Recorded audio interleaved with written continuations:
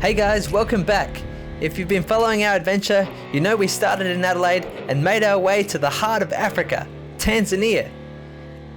In Arusha, we teamed up with local legend Klaus and we explored the Serengeti National Park, the home to the African elephant, some unreal wildlife and unforgettable views. And not to mention, on the way to the Serengeti, we almost had some trouble.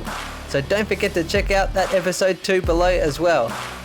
Now it's time to get stuck into one of the most awe-inspiring places on earth, the Serengeti National Park. We arrived at the southern gate, and I say that term loosely as there are no gates or fences here. The southern boundary of the Serengeti borders on the Ngorongoro Conservation Area. The Serengeti itself covers almost 15,000 square kilometers and continues right up to the Kenyan border, where it meets the also legendary Masai Mara National Reserve. The Ngorongoro area is special as the Maasai people are allowed to graze their livestock, something that they're not allowed to do in the Serengeti. On these vast plains, you could even see them following their goats in the distance, which to us was a little bit unsettling, because right where we were standing were the unmistakable paw prints of a big cat. It's pretty scary. As we entered the park, a passing thunderstorm rolled through, adding to the drama of the landscape. But before our big game drive, it was definitely time for lunch.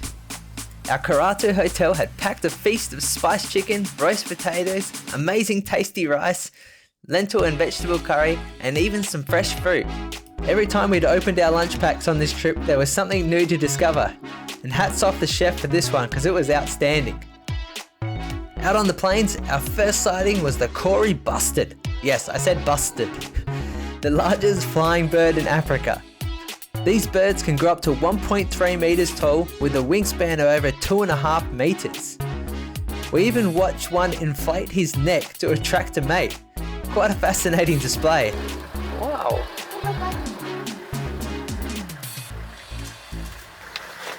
He's walking away from us towards the tree, but not that far.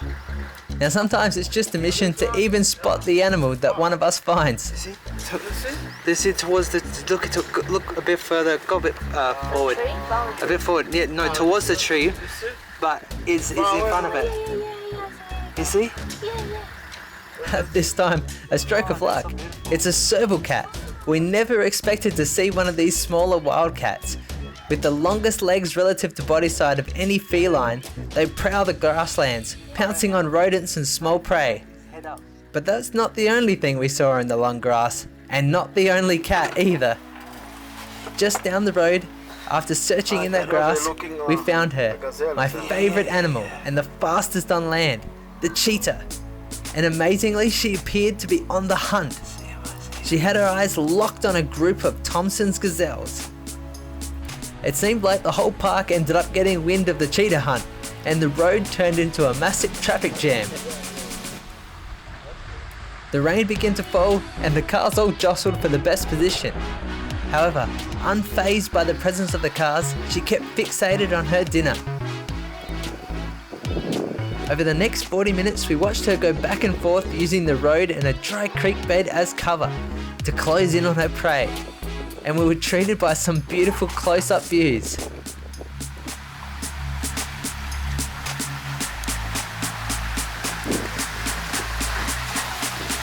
Oh, he's coming right here.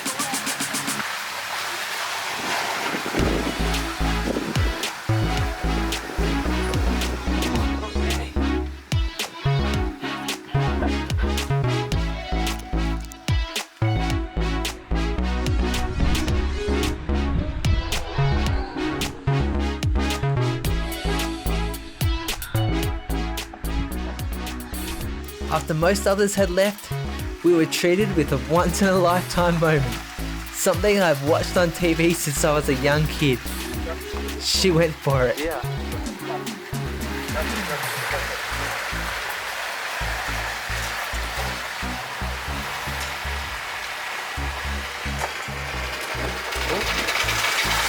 Could be.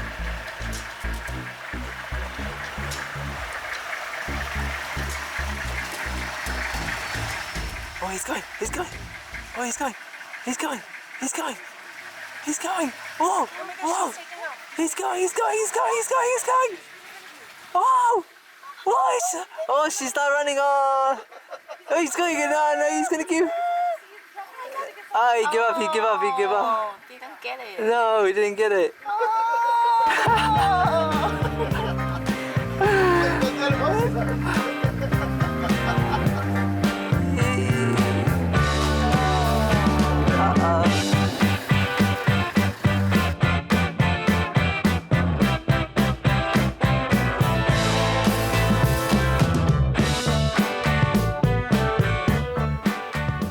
Further down the road, someone was actually getting something for dinner.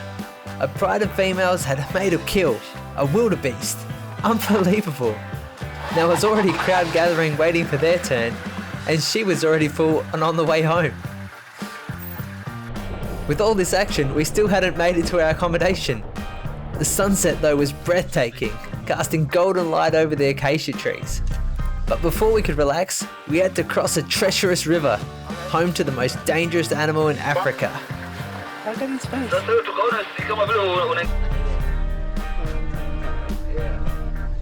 After a couple of tense moments, we made it. Finally we arrived at Tukaone Tented Camp, our favourite accommodation of the trip. Being after sunset, we had to be escorted to our room. A luxury private tent with a deck. This is what it looked like during the day. This was one of the pricey accommodations, but we never expected this amount of luxury out here. The rooms were huge and featured a massive king-size bed. And that decking area that I mentioned had beautiful, uninterrupted views and unfenced of the Serengeti. And we certainly never expected such a comfortable bathroom out in the wild. So spacious and had a huge shower, all the essentials really. And no need to panic out here, you'll get yourself a proper flushing toilet. After that huge day, it's definitely time for bed.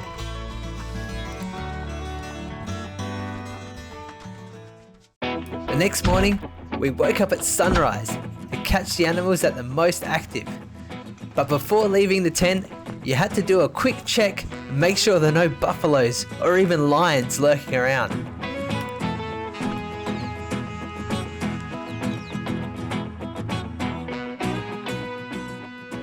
The breakfast never disappoints on safari, with a special array of dishes, all whilst having a front row seat to the beautiful surrounding plains. But what was more important, the proximity to the window or the buffet? Gearing up, it was time to get comfortable, get out the camera and head out.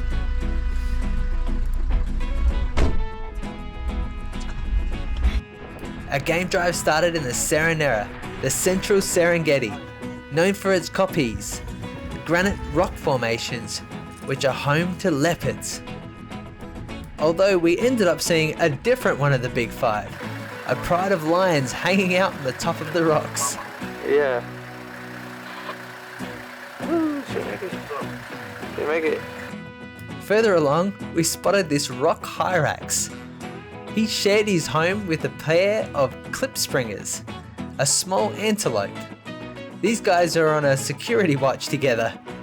It's pretty cute. Nothing was going to get past these guys. And trouble is not too far away. There are some animals that are always up to something. These hyenas were rolling in the mud and disturbing a small herd of male buffalo, which were not in the mood to entertain a predator this morning.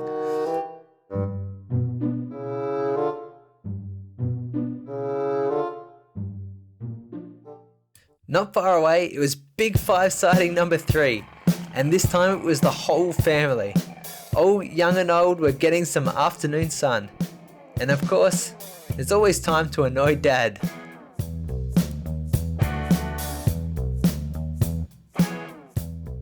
This pride was ruled by two powerful brothers. But at this point, as that mid-morning sun was shining down, They look like a bunch of house cats just lazing around the backyard.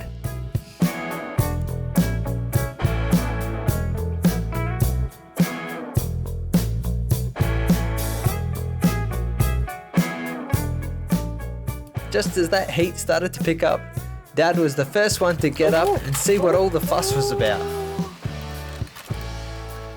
First up, what is this car doing over here?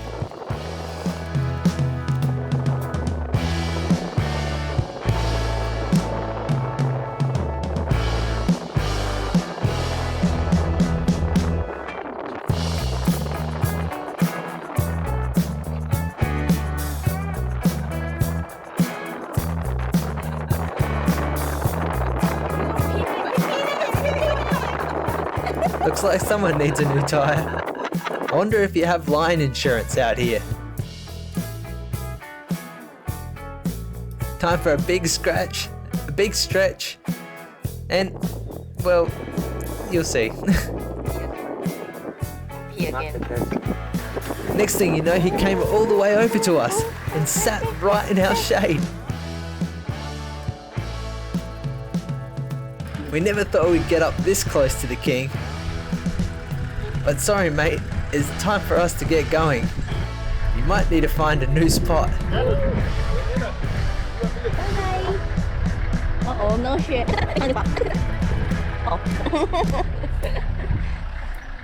Then about 2 kilometers away we found a young mum with 2 gorgeous little cubs. About a month old, Mum keeps them separated from the others for about 3 months before rejoining the pride.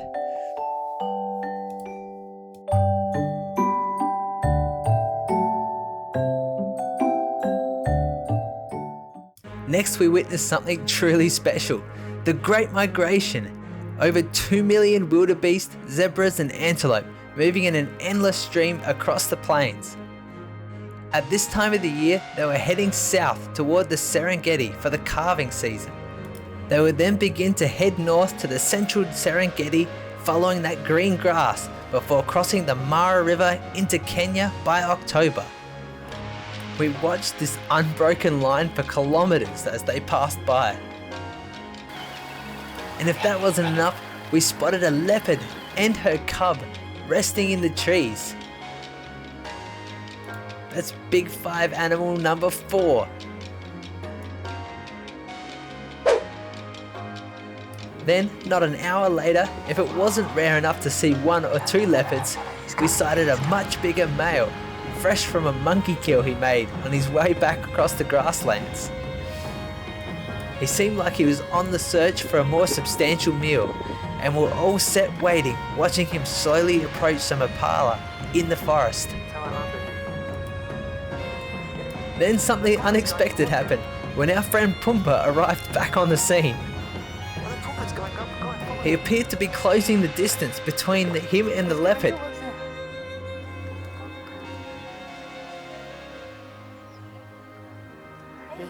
He's walking away. Oh, he's in Pumba. His Pumba's going. He's chasing him. He's chasing him. He's chasing him.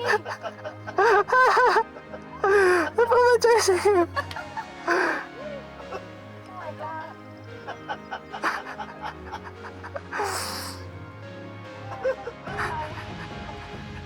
A hilarious moment as the hunter became the hunted. Pretend his family. Yeah, the Pumba is hunting the leopard. Up for another beautiful Serengeti sunrise, it was time to say goodbye to this incredible place. Out early for breakfast, we spotted a large antelope called a topi, intelligent, fast and strong. Oh, and one more hungry boy eager for his breakfast. A spectacular sight awaited us this morning, a huge herd of elephants heading to the river for a drink and bath. Having seen elephants in the Tarangire forest, it was a special experience to see them roaming in the open savannas. Out here you could really appreciate their size and scale. Yeah, he's rolling around there. One little guy was having a great time playing around in the sand. But once down on the ground, he looked like he was struggling to get back up again. After a few attempts though, he finally managed to get back to his feet and joined the rest of the herd down by the river. Oh yeah. Oh, he's up. He's up. After watching a few play fight and tussle along, it was time to move on. As we drove through the vast plains, we must have had about 20 whole minutes without spotting a single animal. But then we stumbled across an incredible sight, a male cheetah with his fresh wildebeest kill.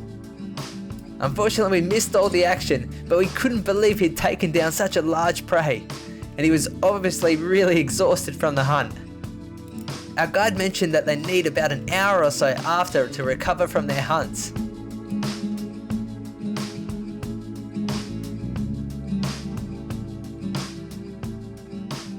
After taking a well-earned rest in the shade of a car, he appeared to see something in the distance, and it certainly had him worried that he was going to lose his lunch.